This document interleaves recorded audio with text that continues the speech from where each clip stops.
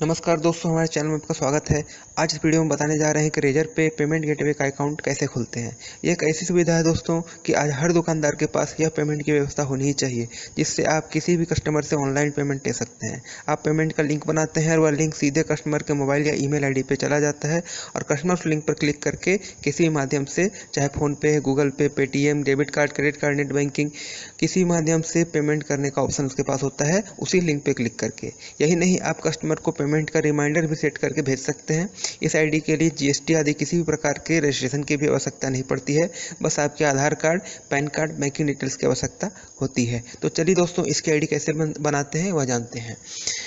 तो सबसे पहले हम गूगल पे जाएंगे। गूगल में सर्च करेंगे रेजर पे पेमेंट डैशबोर्ड। इसमें आपको जो फर्स्ट रिजल्ट आता है रेजर पे डैशबोर्ड, इसमें हम क्लिक कर देंगे।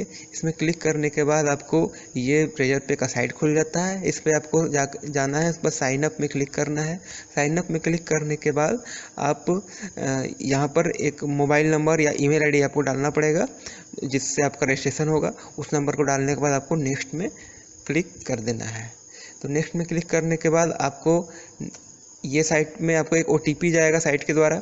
ओटीपी जब मैसेज में आएगा उसको यहाँ पे डाल के आपको क्रिएट अकाउंट में क्लिक कर देना है। क्रिएट अकाउंट में क्लिक करने के बाद आपको ये रजिस्ट्रेशन का ऑप्शन आता है। इसमें आपका जो संस्था या फिर दुकान जो भी है आपका बिजनेस, उसमें वो रजिस्ट्रेशन है या नहीं है वो ऑप्शन आता है। तो मैंने आपको पहले ही कहा था कि रजिस्ट्रेशन की आवश्यकता नहीं पड़ती है। तो रजिस्ट्रेशन अगर नहीं हुआ है, किसी प्रकार का जीएसटी आदि कुछ भी नहीं है, तो आपका नोट येट रजिस्टर्ड में क्लिक कर देना है। जैसा कि आपका अगर नहीं है तो आपको नोट येट रजिस्टर्ड में क्लिक कर देना है। उसके बाद आपको जो ऑप्शन आता है उसमें आपका नाम लिखना है। नाम लिखने के बाद आपको यहाँ पर gate account update on WhatsApp अगर है, आपको व्हाट्सएप में आपको अपडेट चाहिए कुछ भी, तो यहाँ टिक कर देना है, नहीं तो आप छोड़ भी सकते हैं और फिर नेक्स्ट में क्लिक कर देना है। नेक्स्ट में क्लिक कर देने के बाद आपको ये ऑप्शन आता है। यहाँ पर आपका एक्टिवेट योर अकाउंट में क्लिक करना है। एक्टिवेट योर अकाउंट में क्लिक करने के बाद आपका रजिस्ट्रेशन के लिए इस टाइप का ऑप्शन आता है। इसमें बिजनेस टाइप में आपको नोट येट रजिस्टर्ड जो पहले से लिखा हुआ है उसको वैसे ही छोड़ देना है। बिजनेस कैटेगरी में आपको सेलेक्ट में क्लिक करके यहाँ पर जिस टाइप का दुकान का ऑप्शन यहाँ पे दिखाई दे, जिस टाइप का आपका दुकान है वो आपको सेलेक्ट कर लेना है। उसके बाद आप दुकान में क्या क्या सेल करते हैं, जैसे आपका ग्रोसरी का आइटम में शुगर हो गया, पल्सेज हो गया, राइस हो गया, जो भी आपको जिस टाइप का दुकान है उसका जो भी आप सेल करते हैं वो लिखना है। उसके बाद आपका how do you wish to accept payment, मतलब यहाँ पे दो ऑप्शन है दोस्तों, without website and app and on my website है। मतलब अगर आप ऑनलाइन आपका बिजनेस है, वेबसाइट है या ऐप है, उसमें आपको पेमेंट लेना है तो आप इसमें टिक कर देंगे। और आपका वेबसाइट या ऐप नहीं है, आपका सिंपल अपना फिजिकल दुकान है तो उससे आपको पेमेंट लेना है तो इसमें टिक कर देंगे। तो ये दो ऑप्शन है, इसमें से आपको टिक कर देना है। इसमें टिक करने के बाद आपका एक्सेप्ट पेमेंट ऑन वेबसाइट, अगर आपको वेबसाइट में पेमेंट लेना है तो यहाँ पर वेबसाइट का नाम लिख देंगे, और अगर नहीं लेना है तो इसको जब यहाँ टिक करेंगे तो ऑप्शन अपने आप मिट जाएगा और सेव एंड नेक्स्ट में क्लिक कर देंगे। सेव नेक्स्ट में क्लिक करने के बाद आपका पैन कार्ड यहाँ पर लिखना है। पैन कार्ड का नाम, जो आपका नाम है पैन कार्ड में, वो लिख देना है यहाँ पर।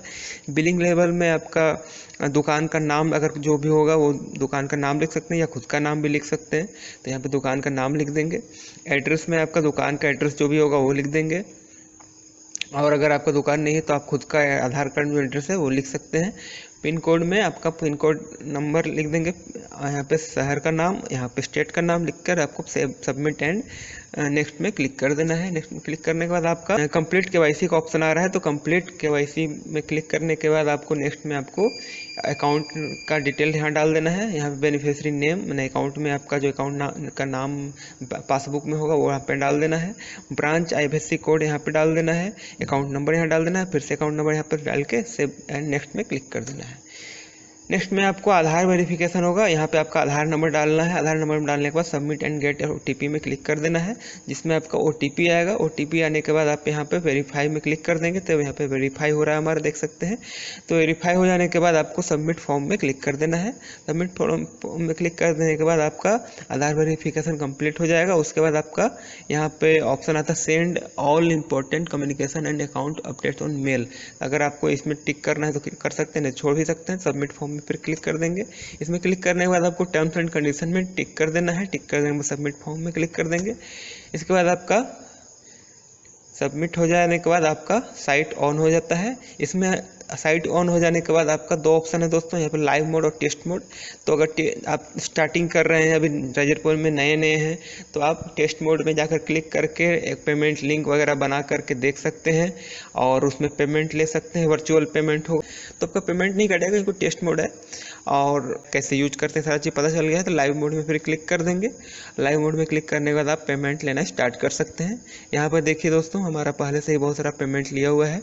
तो यहाँ पर देखिए क्रिएट पेमेंट लिंक लिखा हुआ है। पेमेंट लेने के लिए जो क्रिएट पेमेंट लिंक में क्लिक करेंगे तो यहाँ पे दो ऑप्शन आता है, स्टैंडर्ड पेमेंट लिंक और यूपीआई पेमेंट लिंक। तो स्टैंडर्ड पेमेंट लिंक में क्लिक करेंगे। तो स्टैंडर्ड पेमेंट लिंक में क्या होता है दोस्तों, आपका स्टैंडर्ड पेमेंट लिंक में जैसे आप शॉपिंग साइट वगैरह जैसे होता है, उस पर आप जैसे होता है कि net banking, credit card, debit card, phone पे, गूगल पे, हर तरह का ऑप्शन होता है पेमेंट करने का। तो वैसा आपको बनाना है तो create now standard payment link में क्लिक करेंगे।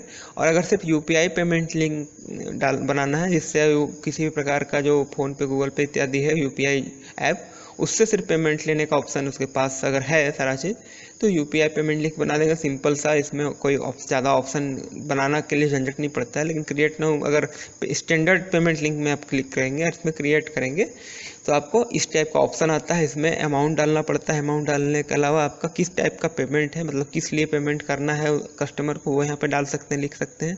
यहाँ कस्टमर डिटेल में मेल आईडी, फ़ोन नंबर में से दो लिखना है, उसमें लिख सकते हैं।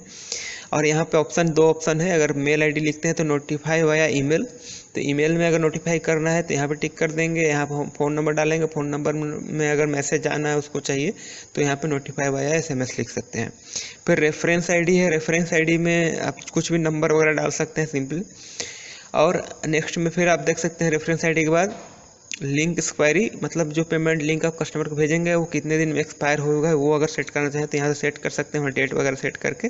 उसके बाद यहाँ पे पेमेंट रिमाइंडर सेट कर सकते हैं। पेमेंट रिमाइंडर सेट करने के बाद पार्शियल पेमेंट ले सकते हैं। पार्शियल पेमेंट अगर लेना है तो यहाँ पे टिक कर देंगे पार्शियल पेमेंट में। तो उससे क्या होगा कि अगर आप किसी से 10,000 पेमेंट लेना है तो एक बार में करना नहीं चाहे तो 2,000, 4,000 इस टाइप से करके उस पेमेंट को कंप्लीट सकता है। उसी लिंक में क्लिक करेगा, उसी लिंक से क्लिक करने के बाद वो पेमेंट कर सकता है।